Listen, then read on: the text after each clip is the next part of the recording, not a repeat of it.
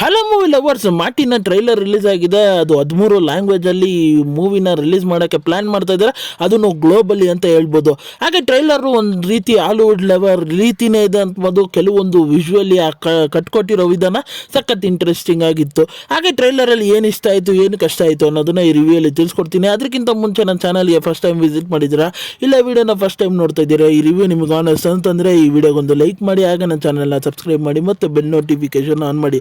ನನ್ನನ್ನು social media platform follow ಮಾಡ್ಬೋದು, ಲಿಂಕ್ನ ಡಿಸ್ಕ್ರಿಪ್ಷನಲ್ಲಿ ಕೊಟ್ಟಿರ್ತೀನಿ. ಟ್ರೈಲರ್ ವಿಚಾರಕ್ಕೆ ಬಂದರೆ ಒಂದು ಟೀಸರ್ನ ಎಕ್ಸ್ಟೆನ್ಷನ್ ಅನಿಸ್ತು ನನಗೆ. ಟ್ರೈಲರಲ್ಲಿ ನೋಡ್ತಾ ಹಲವಾರು ವಿಚಾರಗಳನ್ನು ಸ್ವಲ್ಪ ಎಕ್ಸ್ಟೆನ್ಷನ್ ಮಾಡಿದ್ದಾರೆ. ಅಷ್ಟು ಬಿಟ್ಟರೆ ಸ್ಟೋರಿ ಏನು, ಹಾಗೆ ಮೂವಿಯಲ್ಲಿ ಏನೇನು ವಿಚಾರ ಇದೆ ಅನ್ನೋದನ್ನು ಮಾತ್ರ ರಿವೀಲ್ ಮಾಡಿಲ್ಲ, ಆದರೆ ಲೈಟಾಗಿ ಇಂಟು ಕೊಟ್ಟಿದ್ದಾರೆ ಅಂತ ಅನ್ಬೋದು. ನಮ್ಮ ಧ್ರುವ ಸರ್ಜಾ ಸರ್ ಅವರು ಒಂದು ಪಾಕಿಸ್ತಾನ ಸೇನೆಗೆ ಸಿಗಾಕೊಂಡಿದ್ದಾರೆ. ಅವ್ರನ್ನ ಒಂದು ಜೀವಂತ ಸಮಾಧಿ ಮಾಡಬೇಕು ಅನ್ನೋದು ಪಾಕಿಸ್ತಾನ ಅವರು ನಿರ್ವಹಿಸಿದ್ದಾರೆ, ಪ್ಲ್ಯಾನ್ ಮಾಡಿದ್ದಾರೆ. ಆದರೆ ಅದೇ ಸಮಯದಲ್ಲಿ ನಮ್ಮ ಧ್ರುವ ಸರ್ ಅವರು ಅವರ ಒಂದು ಆರ್ಮಿನ ಬೆಟಾಲಿಯನ್ನ ಹೊಡೆದು ಧ್ವಂಸ ಮಾಡೋದು ಮಾತ್ರ ನಮಗೆ ಟ್ರೈಲರಲ್ಲಿ ನೋಡ್ತಾ ಗೊತ್ತಾಗ್ತಾ ಇದೆ ಅಂತ ಅನ್ಬೋದು. ಹಾಗೆ ಒಂದು ಮಾಸಿ ಡೈಲಾಗ್ ಟ್ರೈಲರಲ್ಲಿ ನೋಡ್ತಾ ಸಿಕ್ಕಾಪಟ್ಟೆ ಬೇರೆ ಲೆವೆಲ್ ಆಗಿ ಕೊಡ್ತು ಅಂತ ಅನ್ಬೋದು.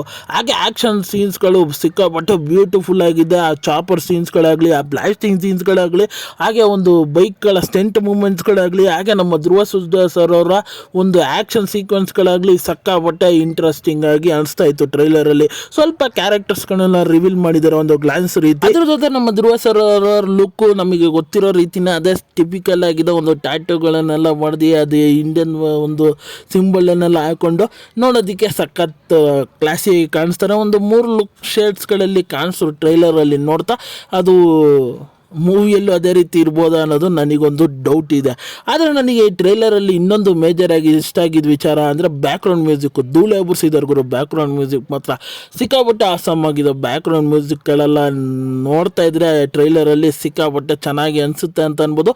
ಹಾಗೆ ವಿಜುವಲೈಸೇಷನ್ಸ್ಗಳು, ಆ ನೈಟ್ ಸೆಟ್ಟಿಂಗ್ಸ್ಗಳು, ಆ ಎಫೆಕ್ಟ್ಸ್ ವರ್ಕ್ಗಳು ಸಖತ್ ಆಸಮ್ ಆಗಿತ್ತು ಅಂತ ಅನ್ಬೋದು. ಸಣ್ಣ ಒಂದು ಬೇಜಾರು ಎಫೆಕ್ಟ್ಸ್ ಕೆಲವೊಂದು ಭಾಗದಲ್ಲಿ ಅಷ್ಟೊಂದು ಬೆಟರ್ ಆಗಿರಲಿಲ್ಲ ಅಂತ ಹೇಳ್ಬೋದು. ಅದೊಂಚೂರು ಇಂಪ್ರೂವ್ಮೆಂಟ್ ಆಗಿರ್ಬೋದಾಗಿತ್ತು ಟ್ರೈಲರಲ್ಲಿ ನೋಡ್ತಾ ಅನಿಸ್ತು. ಮೇ ಬಿ ಮೂವಿಯಲ್ಲಿ ಏನಾರ ಇಂಪ್ರೂವ್ಮೆಂಟ್ಸ್ ಆಗಿರೋ ಚಾನ್ಸಸ್ ಇರುತ್ತೆ ಅಂತ ನಾನು ಅನ್ಕೊತಾ ಇದ್ದೀನಿ. ಹಾಗೆ ನನಗೆ ಮೂವಿಯ ರಿಲೀಸಿಂಗ್ ಡೇಟ್ ಅನೌನ್ಸ್ಮೆಂಟ್ ಮಾಡಿದ್ದಾರೆ. ಅಕ್ಟೋಬರ್ 11ಗೆ ಈ ಮೂವಿ ರಿಲೀಸ್ ಆಗ್ತಾಯಿದೆ ಅಂತ ಅನ್ಬೋದು, 2014ನಲ್ಲಿ. ಹಾಗೆ ಗ್ಲೋಬಲಿ ಇದನ್ನು ರಿಲೀಸ್ ಮಾಡ್ತಾ ಇದ್ದಾರೆ. ಟ್ರೈಲರು ನೋಡೋದಕ್ಕೆ ಸಿಕ್ಕಾಪಟ್ಟೆ ಆಸಮ್ ಆಗಿದೆ ಅಂತ ಅನ್ಬೋದು. ಡೈಲಾಗ್ಸ್ಗಳು ಮಾಸ್ ಆಗಿದೆ ಅಂತ ಅನ್ಬೋದು.